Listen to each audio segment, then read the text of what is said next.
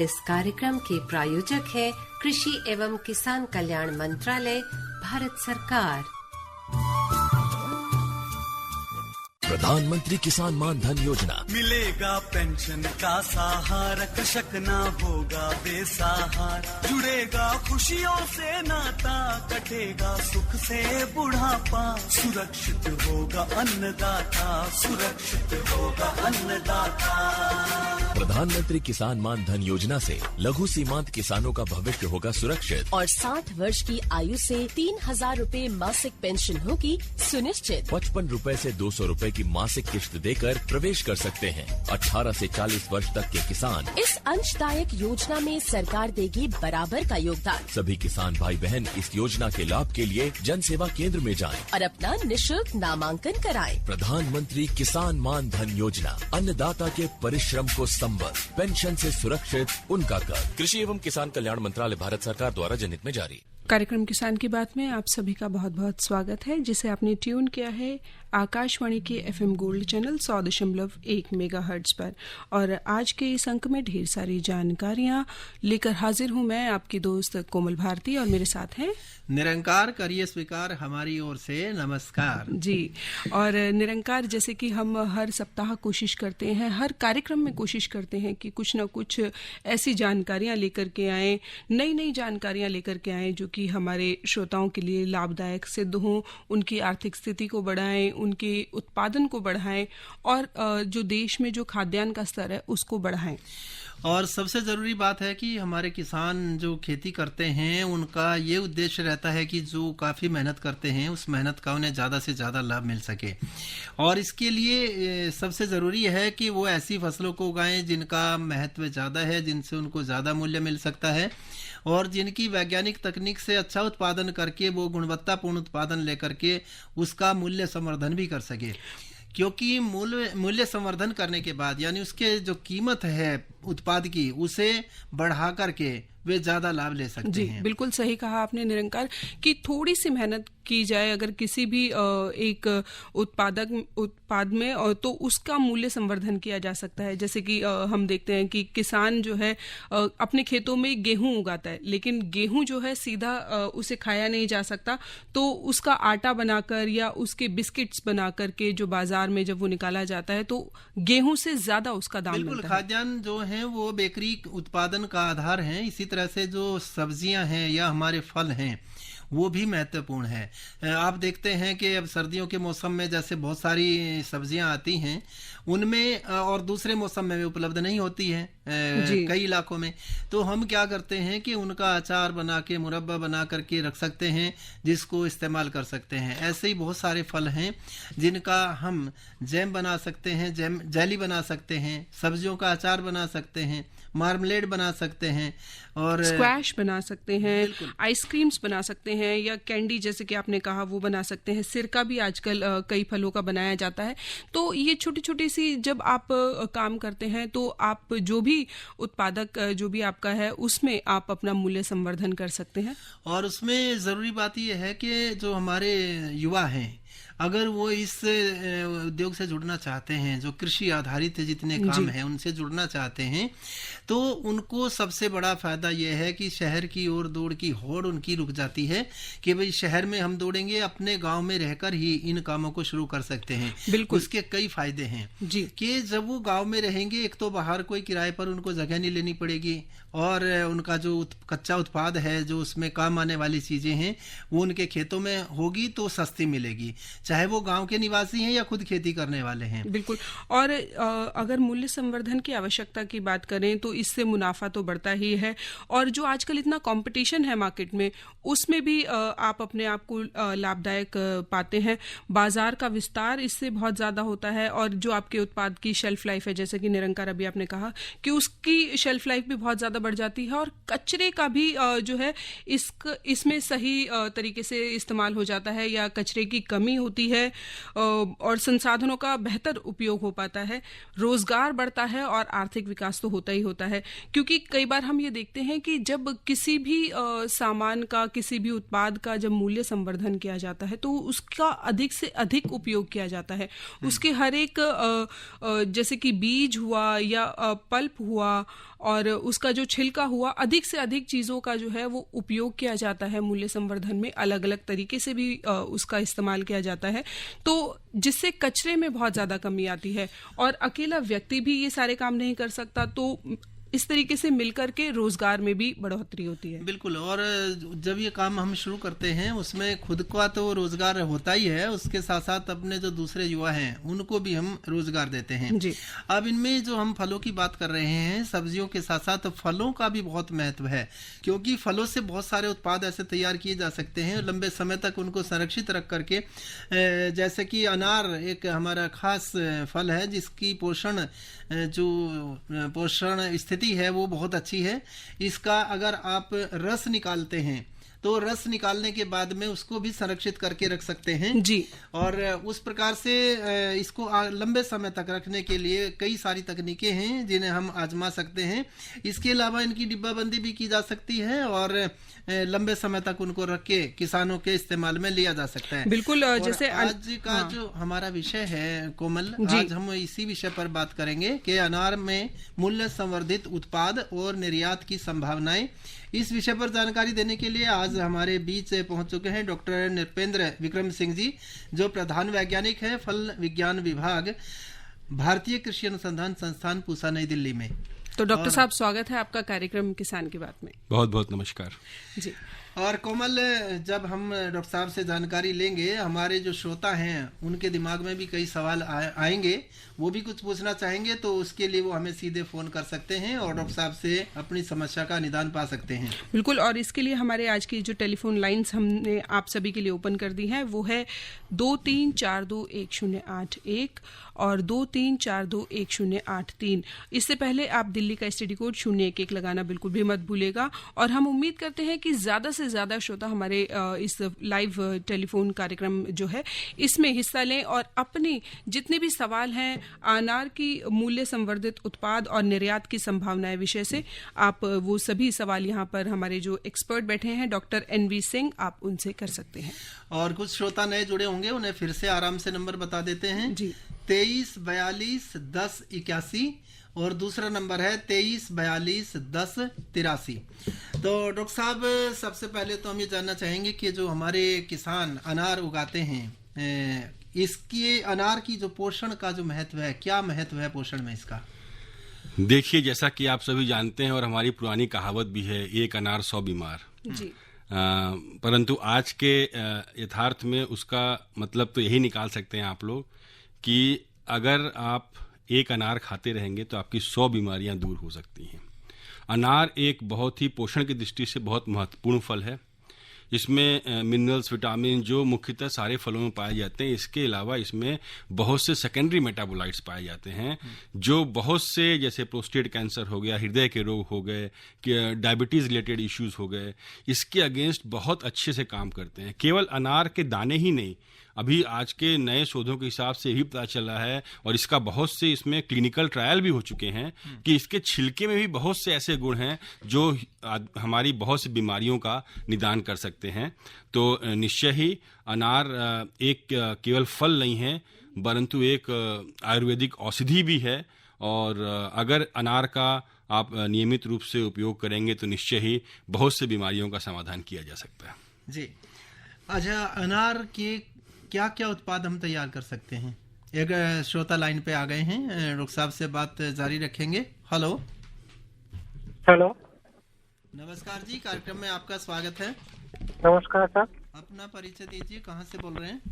मैं अनिल बोल रहा हूँ, मंडोला, जिला गाजियाबाद, उत्तर प्रदेश से। जी अनिल जी, क्या सवाल है आपका? डॉक्टर साहब से क्या जानकारी लेना चाहते हैं? सर, मैं ये पूछना चाहता हूँ, अनार का जो जूस पिलाते हैं निकाल के, वो कितनी मात्रा में पिला सकते हैं? क्योंकि मैंने एक गिलास अपनी वाइफ को पिलाया तो उससे डाइजेस्ट नहीं हुआ। अच्छा, उसका BP हाई हो गया। जी जी, बहुत अच्छा प्रश्न पूछा है आपने। देखिए, अनार का जूस कैसे आप निकालते हैं इस पे भी बहुत कुछ निर्भर करता है। एक तो जैसे अनार के जो विभिन्न पेय पदार्थ हैं उसमें एक RTS होता है जिसमें जूस का मात्रा 10 से 20% के आसपास होता है, मिनिमम 10% होना चाहिए, बाकी पानी की मात्रा होती है। अगर आप फ्रेश जूस निकाल रहे हैं तो अगर मिक्सी में चला के निकाल रहे हैं जिसमें बीज के साथ पूरा जूस निकलता है तो वो थोड़ा भारी होता है। ये ध्यान रखें कि अनार का जूस जब भी आप सेवन करें तो तुरंत सुबह उठ के उसका सेवन न कर लें। आप कुछ अपना नाश्ता भोजन आदि करके उसके बाद उसका सेवन करें, और क्योंकि ये पोषण तत्वों से भरा हुआ है, इसका न्यूट्रिटिव वैल्यू बहुत ज़्यादा है, फिनॉल्स बहुत ज़्यादा है। खाली पेट अगर बहुत ज़्यादा अनार का जूस पी लेंगे तो आपको उल्टी होने की भी संभावना है, जैसा हम लोगों ने भी देखा है। तो कुछ खाने के बाद इस जूस का सेवन करें, और लगभग आप 100 से 200 ml का सेवन आप कर सकते हैं। परंतु यह इस पर भी निर्भर करता है कि आपने जूस कैसे निकाला है, आधा काट के केवल प्रेस मेथड से निकाला है या मिक्सी में सारे दानों को डाल के बीज के साथ उसको पूरा घुमा दिया है, तो वो थोड़ा सा इस पे भी निर्भर करेगा। पर जैसे भी हो, आप अनार का जूस 100 से 200 ml डेली आप सेवन कर सकते हैं, परंतु खाली पेट इसको न पिए, वरना उल्टी और इस प्रकार के होने की संभावना हो सकती है। तो डॉक्टर साहब, जैसे आपने बताया कि जूस को निकालने के तरीके का भी फर्क पड़ता है, तो ज़्यादातर तो लोग मिक्सी में निकाल लेते हैं जी, तो वो किस बात का ध्यान रखें? नहीं, आजकल प्रेस मेथड बहुत अच्छा जूसर आ गया है। आप देखे होंगे मार्केट में मिलता है मौसमी का जूस, संतरे का जूस निकालने के लिए। तो अनार को बीज से काट के ऊपर रख के प्रेस कर देते हैं, तो उससे आपका जूस निकल जाता है। क्योंकि अगर आप देखिए अनार में आप अगर उसके दाने को देखेंगे तो एक तो दाना जिसमें रस होता है और उसके अंदर एक बीज भी होता है जी। तो बीज को हम जैसे अगर आधा कट करके फ्रूट को आधा काट के अगर जूस निकालते हैं तो बीज का उपयोग नहीं हो पाता है, परंतु बीज भी इसका औषधि गुणों से भरपूर है। इसमें से हम ऑयल निकालते हैं जिसको पोमग्रेनेट सीड ऑयल बोलते हैं, जिसकी मार्केट में बहुत डिमांड है, दवा के रूप में काम होता है, कॉस्मेटिक इंडस्ट्री में बहुत सही होता है, फार्मास्यूटिकल इंडस्ट्री में यूज होता है। तो सबसे अच्छा तरीका तो अगर आप मुझसे पूछेंगे एक घरेलू तरीके से कैसे इसको लिया जाए, तो आप दाने निकाल के और उसको चबा के खाएं, उसका बीज थूके ना। जूस निकालने से अच्छा आप अगर पूरे दाने को निकाल के खाते हैं तो उसमें आप बीज भी चबा के खा जाएंगे, उसका रस भी ले लेंगे। परंतु ये जरूर ध्यान रखना है क्योंकि अनार में जो आपका पोषक तत्वों का जो कंसंट्रेशन है बहुत ज़्यादा होता है, तो बहुत ज़्यादा एक साथ आप ना खाएं। आप नियमित तौर पे, जैसा मैंने बताया, अगर आप जूस ले रहे हैं तो 100 से 200 ml मैक्सिमम, अगर दाने खा रहे हैं तो 100 ग्राम के आसपास, तो डेली दाने खाएं चबा के, वो सबसे अच्छा तरीका है। ये पूरे दिन की आप खुराक बता रहे हैं या एक बार में? देखिए ये पूरे दिन का, इससे ज़्यादा ना करें क्योंकि आप पचा नहीं पाएंगे। ये बहुत मतलब इसमें सेकेंडरी मेटाबोलाइट्स बहुत ज़्यादा होता है, फिनॉल्स बहुत ज़्यादा होता है, इलेजिक एसिड होता है, टैनिन होता है, प्यूनिसिक एसिड होता है, बहुत जो हमारे स्वास्थ्य के लिए बहुत लाभदायक होते हैं। परंतु आप इसको एक साथ आप लेना चाहेंगे तो ये तुरंत पचेगा नहीं, आपके शरीर से बाहर निकल जाएगा। तो आप एक नियमित तौर पे 100 ग्राम के आसपास खाएं, इतना बहुत है। इससे ज़्यादा आप खाएंगे तो आप पचा नहीं पाएंगे और उससे कोई लाभ नहीं मिलेगा आपको। अच्छा डॉक्टर साहब, कई वैरायटीज हमने देखी हैं अनार की, उनमें जब दाना निकालते हैं तो बहुत हार्ड होता है, आप दांत से भी काटते हैं तो जूस नहीं निकलता है। तो उस तरीके के अनार का कैसे इस्तेमाल करें, बात करेंगे। एक श्रोता और लाइन पर हमारे आ गए हैं। Hello hello hello hello. हाँ जी, स्वागत है आपका कार्यक्रम में। क्या परिचय दीजिए, कहाँ से बोल रहे हैं? जी, मेरा नाम सुनील है जी, झारखंड से बोल रहा हूँ। जी सुनील जी। सर, मेरा प्रश्न ये था कि मेरा अनार का जो पेड़ है वो काफी मात्रा में मतलब कि फल झड़ जाते हैं, 25% रह जाता है, क्या कमी हो सकती है इसमें? अच्छा, एक तो ये बात हो गई। इसके अलावा अनार के जो संवर्धन है उससे संबंधित भी कोई सवाल है आपका? दूसरी सवाल ये है सर कि वो सड़ भी जाते हैं, पकता भी सही से नहीं है। हाँ जी डॉक्टर साहब। देखिए, सबसे पहले तो सुनील जी आपको मुझे ये बताना होगा कि आप कौन सी किस्म लगा रहे हैं। बरसात में फल झड़ने, फूल झड़ने की समस्या अनार में रहती है, क्योंकि अनार क्या है, सूखे क्षेत्रों का फल है। अनार को बहुत ज़्यादा नमी, मृदा हो चाहे मौसमी नमी हो, इसको बहुत ज़्यादा रास नहीं आती है। तो आप कौन सी किस्म लगाए हैं, भगवा लगाए हैं, गणेश लगाए हैं, तो इस पर भी निर्भर करता है। अच्छा जी जी जी जी, जी। तो हम कर रहे थे उस वैरायटी की बात जिसमें रस नहीं निकलता, बहुत सख्त दाने होते हैं, उसका क्या उपयोग हो सकता है? देखिए, मैं जैसा बताया कि अनार को अगर आप देखेंगे पूरे वैश्विक स्तर पे तो कई तरह के अनार होते हैं। जैसे आपका एक हो गया लाल वाला अनार, एक गुलाबी वाला अनार होता है जो पूरा लाल नहीं होता है, ऐसे पहले हमारी गणेश वैरायटी थी। कुछ अनार ऐसे होते हैं जिनका बीज सख्त होता है, कुछ अनार ऐसे होते हैं जिनका बीज बहुत कोमल होता है, आप आराम से चबा के खा सकते हैं जी। आप देखें जैसे वंडरफुल जो हमारे विश्व की वैश्विक स्तर पे एक बहुत बड़ी वैरायटी है, अगर उसका भी बीज आप देखेंगे तो थोड़ा सख्त होता है, आपको खाने में दिक्कत होगी। और हमारा जो भगवा किस्म है उसका बीज मुलायम होता है। तो निर्भर करता है, जैसे बाहर के देशों में अनार ज़्यादा जूस के रस के लिए इस्तेमाल होता है, तो उसका साइज बड़ा है। अगर सीड हार्ड भी है क्योंकि रस उसमें से निकालते हैं प्रेस मेथड से, तो उससे सीड हार्डनेस से कोई ज़्यादा फर्क नहीं पड़ता है। पर निश्चय ही अगर आप उसको दाने संपूर्ण दाने के तौर पे खाएंगे तो आपके दांत में फंसेगा।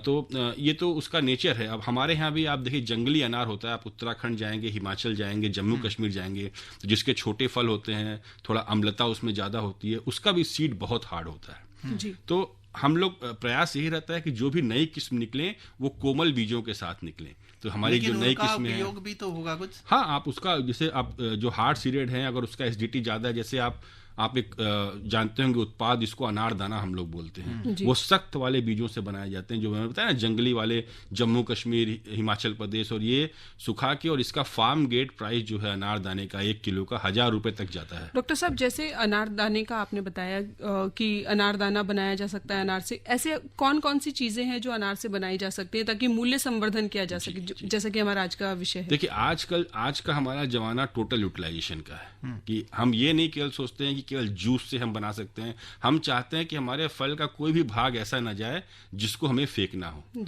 तो हम सबको संपूर्ण इस्तेमाल करने की कोशिश करते हैं। तो पहले हम बीज पे आते हैं जो इसका मुख्य उत्पाद है। तो आप सब जो हमारे भारत स्तर पे जो बहुत ज़्यादा एक्सपोर्ट हो रहा है आज की डेट में, नीदरलैंड और यूरोपियन कंट्रीज में जा रहा है, कई कंपनियां भी इसमें इन्वॉल्व हैं, बड़ी बड़ी, एक दो कंपनी का जैसे सैम हो गया, केबी हो गया, INI फार्म हो गया।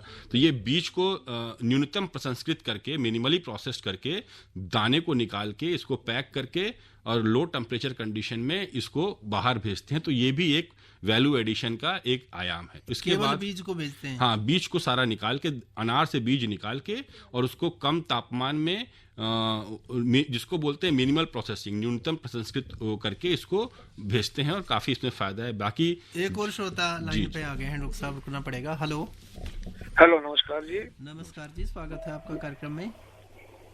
परिचय मैं धर्मवीर गांधीनगर दिल्ली से बोल रहा हूँ। डॉक्टर साहब नमस्कार। नमस्कार सर। जैसे कि हमने अपना किचन गार्डन में अनार लगा रखा था जी। तो उसमें से 2 अनार हमारे ठीक ठाक हुए, और उसमें सिर्फ एक ही बार अनार आया। 2023 में आया, उसके बाद 24 में भी नहीं आया और 25 में भी नहीं आया। तो ये हम सरकारी नर्सरी से लेके आए थे अपना पौधा, और एक हमने पौधा खरीदा था, इसमें 5 या 6 अनार लगे हुए थे, और हम वो फल वाला लगा हुआ पौधा ले आए थे।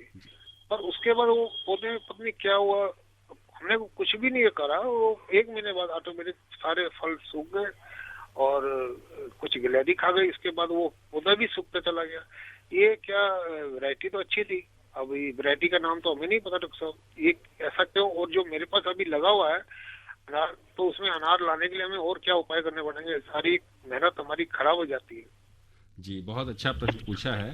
पहले तो जैसा कि आज का विषय हमारा मूल्य संवर्धन पे है, और उत्पादन का भी मैं आता रहता हूँ, इस पे भी आपको अपने जो भी जानकारी है देता रहता हूँ। तो इसमें देखिए फसल चक्र होता है आपका।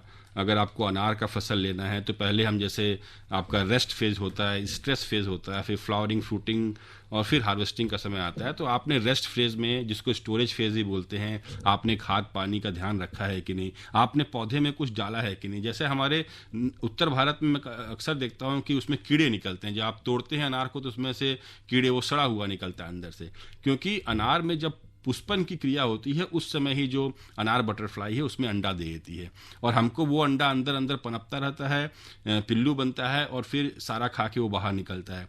तो एक बार अगर फल सेट हो गया और उसमें अंडा दे दी है उसकी मादा ने, तो आप अब इस पर ज़्यादा कुछ नहीं कर सकते। इसीलिए आपको अगर अपने वैश्विक खेती कर रहे हैं, व्यावसायिक खेती कर रहे हैं, तब तो आपको कम, अगर बरसात का समय है तो 15 से 20 दिन पे बहुत से जो कीटनाशक हैं और उसका एक डोज है, क्योंकि आजकल ये भी हम देखते हैं कि ऐसे कीटनाशक आपको बताएं जो बहुत ज़्यादा टॉक्सिक ना हो, जो मधुमक्खियों के लिए बहुत ज़्यादा नुकसानदायक ना हो। तो कई कीटनाशक हैं आजकल आगे हैं, कई नए वाले भी, स्पिनोटोराम है, स्पिनोसैड है, मैं इसमें से ब्रांड का नाम नहीं लूँगा, ये सब केमिकल हैं, तो ये थोड़े से कम नुकसानदायक हैं। तो आपको 15 से 20 दिन में बरसात के समय में ये एक छिड़काव जरूर करना है, ताकि जो मादा है वो अंडे देने से पहले ही उसका आप उसको उसको वहाँ से हटा सकें। नहीं तो एक बार अगर अंडा दे दिया और उसमें पनप गया, उसको हैच कर गया, तो आपको सड़ा हुआ फल ही मिलेगा। और एक और समस्या लगती है, शहरी क्षेत्रों में रहने वाले कई अपने श्रोता हैं, वो हो सकता है छोटे गमले में भी लगाते हैं, पूरा पोषण पौधे को नहीं मिल पाता होगा, ये भी एक समस्या हो सकती है। देखिए, जो बोनसाई प्लांट है छोटे गमले में लगाना, ये अपने आप में एक पूरा साइंस है। अब हम ऐसा नहीं कर सकते कि हम छोटे गमले में लगा के छोड़ दें और उस पर फल आने लगेगा, तो वो अपने आप में क्रिया है। अगर आप लगाना ही चाहते हैं, रूफ गार्डन या किचन गार्डन करना चाहते हैं और गमले में लगाना चाहते हैं, तो आपको कम से कम बड़े गमले या आपके जो बड़े कनस्तर होते हैं पुराने, उसको इस्तेमाल कीजिए, जिसमें कम से कम 30 से 40 किलो आपका मृदा आ सके।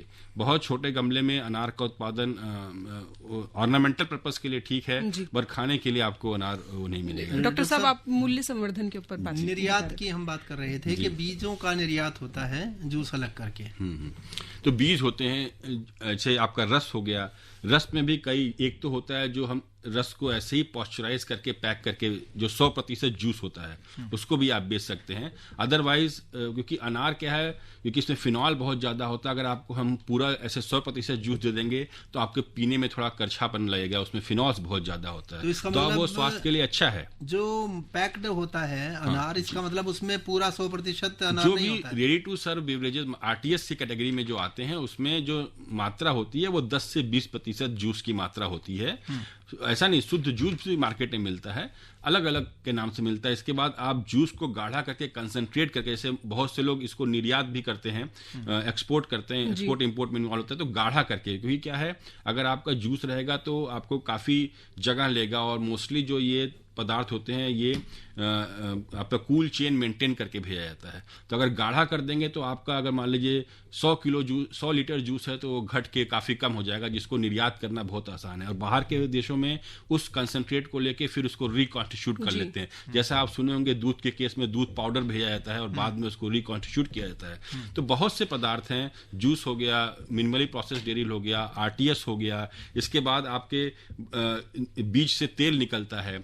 तेल निकलने के बाद जो आपकी बीज बचता है, उस खली का इस्तेमाल आप कर सकते हैं, डाइटरी फाइबर रिच कुकीज बना सकते हैं, आप बहुत से बेक्ड प्रोडक्ट्स बना सकते हैं। आजकल मफिन्स में इसका यूज करते हैं, उनमें भी न्यूट्रिशन होता है, बहुत न्यूट्रिशन होता है, बहुत anti fungal, anti viral, anti bacterial properties होती है। आजकल अनार के छिलकों का भी इस्तेमाल किया जा रहा है बहुत से इनोवेटिव प्रोडक्ट बनाने में।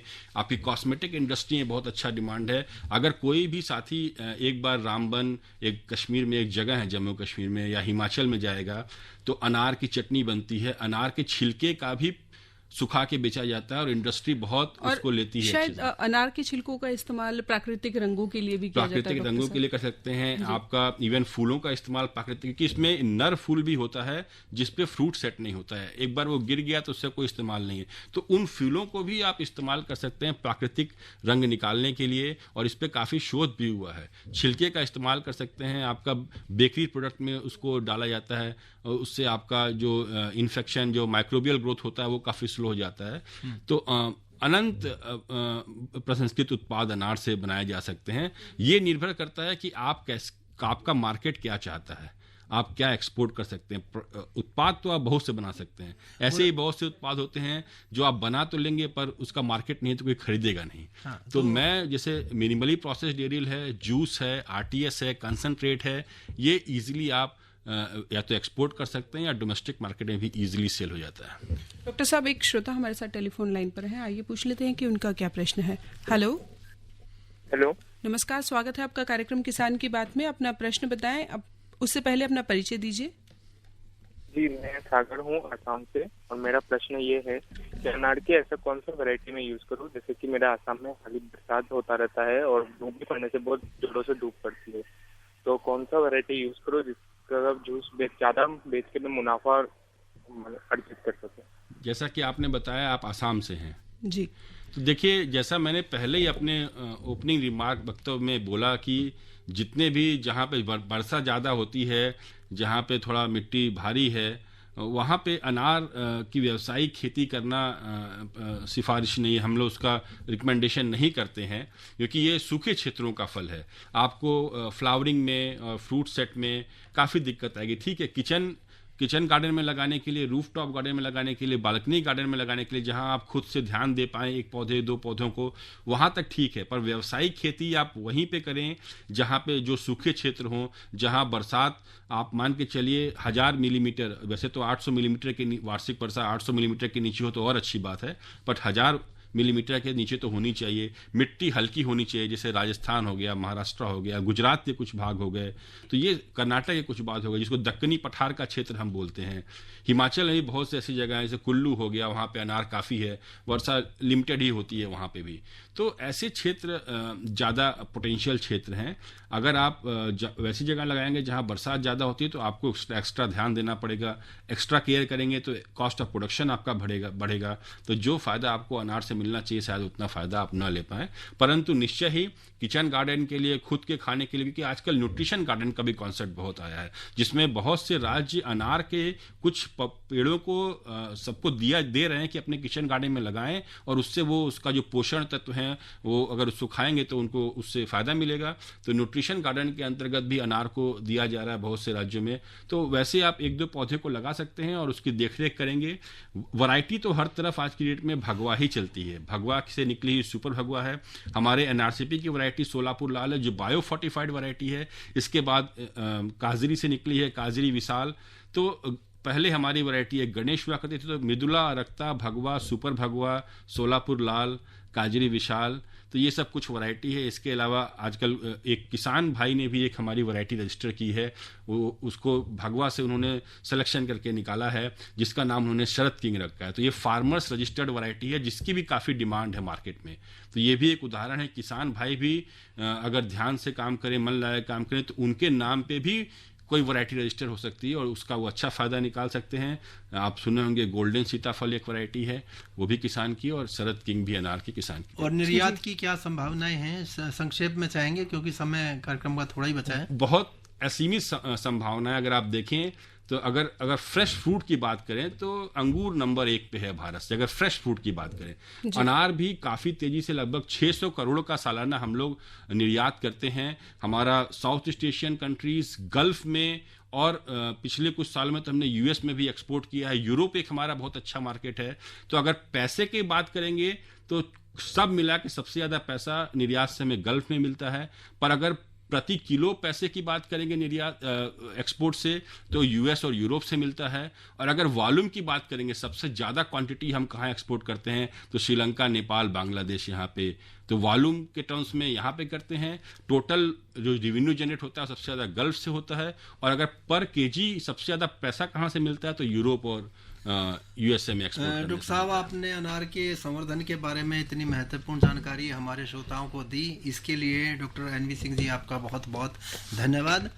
और कोमल, अब घड़ी की सुइयों से मिल रहा है इशारा कि कार्यक्रम का समय समाप्त होने को है हमारा। बिल्कुल, और लेकिन कार्यक्रम समाप्त होने से पहले हमने डॉक्टर साहब का तो धन्यवाद किया ही, साथ ही हम धन्यवाद करना चाहते हैं अपने सभी श्रोताओं का जो हमारे साथ टेलीफोन लाइंस पर जुड़े, और उन सभी श्रोताओं का जिन्होंने इस कार्यक्रम को सुना, और उम्मीद करते हैं कि वो इस कार्यक्रम से पूरा लाभ उठाएंगे। और अगर आपको इस कार्यक्रम से संबंधित कोई भी जानकारी अगर आपको और चाहिए, या आप चाहते हैं कि किस विषय पर हम अगला कार्यक्रम लेकर के आएँ, अपनी कोई प्रतिक्रियाएं आप देना चाहते हैं, तो आप हमें मेल कर सकते हैं। kkbongold@gmail.com हमारा ईमेल आईडी है। और अगली बार फिर आपसे मुलाकात होगी एक नए विषय के साथ, ढेर सारी जानकारियों के साथ, इसी उम्मीद के साथ कि आप जुड़े रहेंगे हमारे साथ। दीजिए आज के इस कार्यक्रम से कोमल और निरंकार को इजाजत। आप सभी को नमस्कार। इस कार्यक्रम के प्रस्तुतकर्ता शिवनंदन लाल।